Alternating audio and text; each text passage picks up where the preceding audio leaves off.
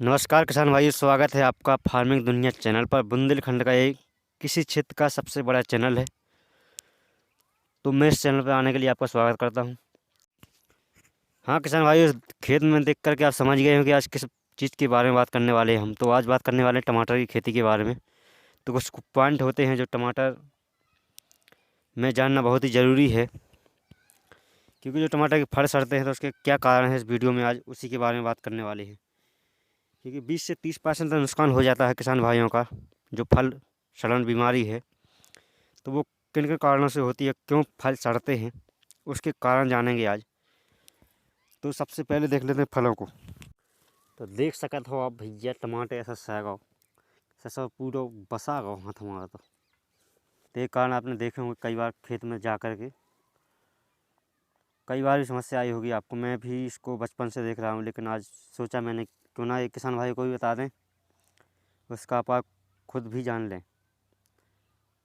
तो मेरे रिसर्च में आया है कुछ 8 से 10 पॉइंट, तो वो आपको मैं बताना चाहता हूँ।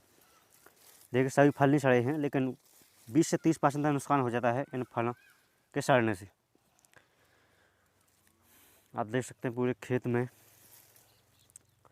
तो कुछ कच्चे फल भी होते हैं, वो भी सड़ जाते हैं, लेकिन कोई किसान कहते हैं कि मिट्टी के संपर्क में आने सड़ते हैं। लेकिन मिट्टी के संपर्क में आने से सड़ते तो हैं, लेकिन सभी फल नहीं सड़ते हैं, क्योंकि मिट्टी के आने पर भी, संपर्क में आने के साथ भी फल नहीं सड़ते हैं, देख सकते हैं।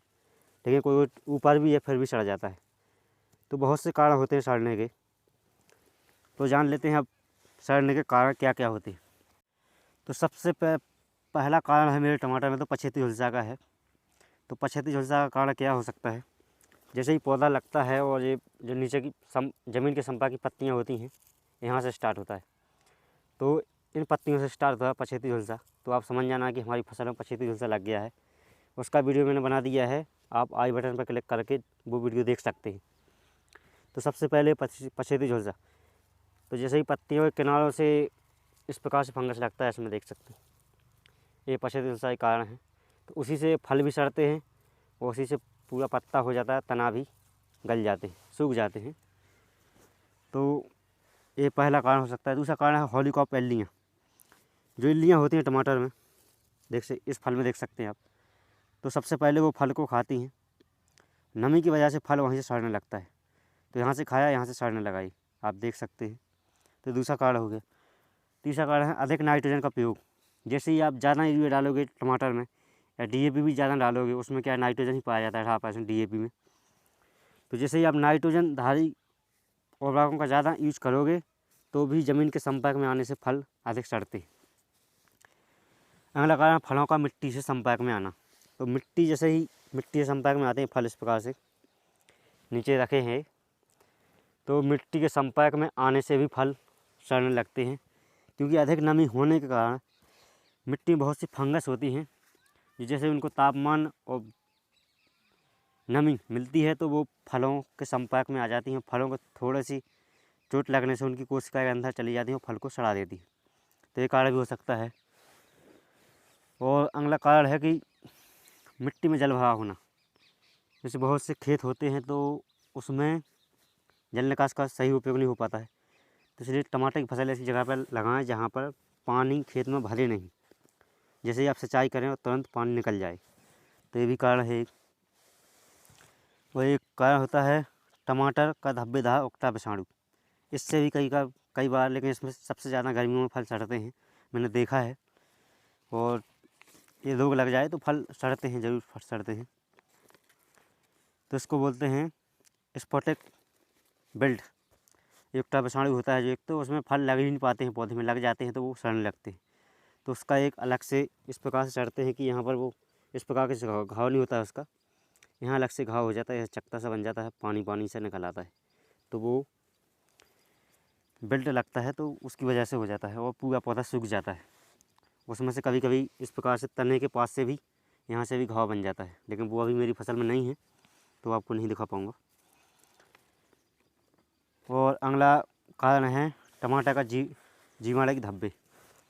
कुछ जीवाणु रोग होते हैं टमाटर के, तो वो धब्बा टाइप का लग जाता है, उसमें इस प्रकार से बन जाता है।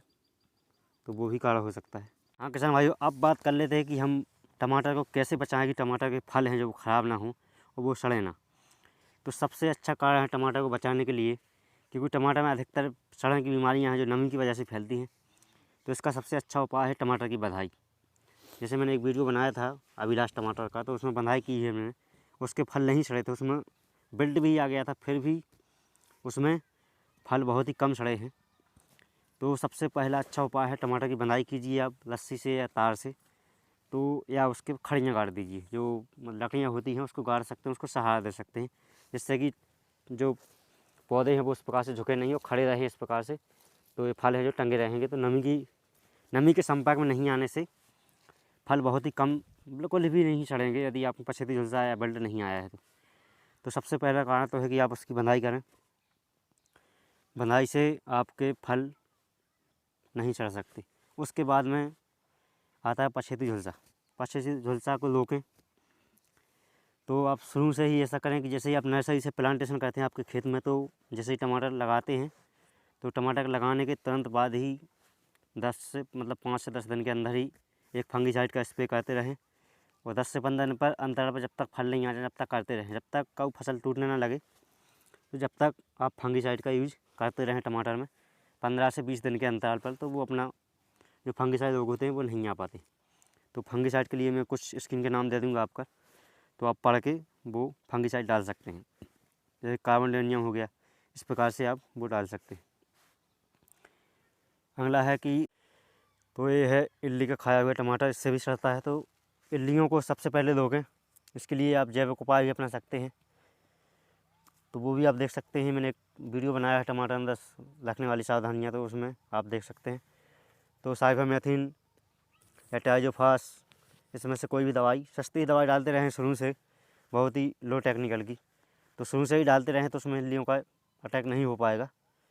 इल्लियों को कंट्रोल करने के लिए सबसे पहले आपको खरपतवार निकालना चाहिए खेत में से। आपके खेत में खरपतवार बिल्कुल नहीं होने चाहिए, खरपतवार होने की वजह से कीटों का अटैक ज़्यादा होता है और इल्लियों का निवास स्थल बनता है, तो इसलिए उसको भी कंट्रोल रखें। और अगला कारण है नाइट्रोजन। नाइट्रोजन है जो उसका कम यूज़ करें, अधिकतर जैविक खादों का यूज़ करें। यदि आपके पास में गोबरी खाद नहीं है तो आप दुकान से लेकर के इफ़को का आता है, कई कंपनी धानुका का आता है, तो वो जैविक खाद डालें। उससे बहुत ही कम सड़न होगी आपके फलों में। यदि आप फील्ड में ओपन भी लगाते हैं तो भी कम। तो इसलिए रासायनिक उपकरणों का उपयोग कम करें। और यदि आप करना है तो पोटाश DAP डाल सकते हैं। यूरिया तो बिल्कुल ही कम डालें टमाटर में। तो सबसे बड़ा कारण यूरिया ही होता है जो फलों को सड़ाता है। कोई लोग ना होने की वजह से भी नाइट्रोजन सड़ते हैं, तो उसको बहुत ही कम करें। आप जैविक खाद का उपयोग करें। और बंधाई की बात करें तो बंधाई, जैसे ही टमाटर में बंधाई करेंगे तो तार से बांध सकते हैं या खड़ियों पर टांग सकते हैं फलों के लिए।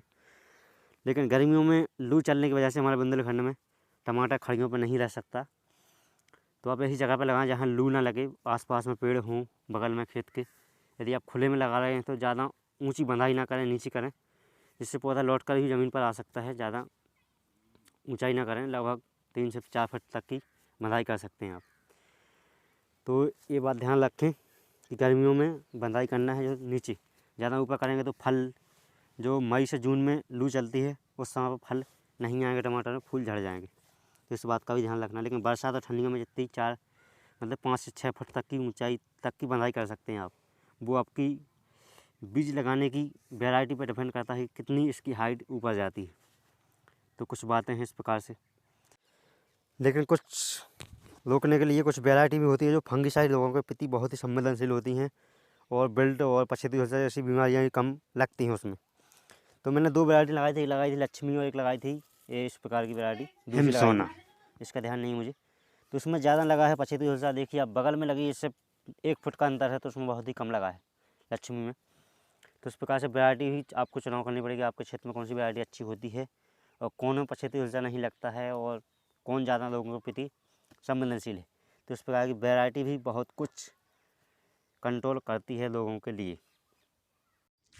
हाँ तो भैया इस प्रकार से यदि आपको वीडियो पसंद आते हैं तो चैनल को ज़रूर सब्सक्राइब करें और वीडियो को लाइक करें, क्योंकि लाइक करने से हमारा उत्साह बढ़ता है और हम नई नई रिसर्च आपको बताते रहेंगे आने वाले समय में। और किसी को ज़रूरत है, कोई ये काम करता है, वेजिटेबल्स उगाता है, सब्जियां उत्पादन करता है, फसल उगाता है, कोई किसान है, तो उसको ज़रूर इस वीडियो को शेयर करें। धन्यवाद।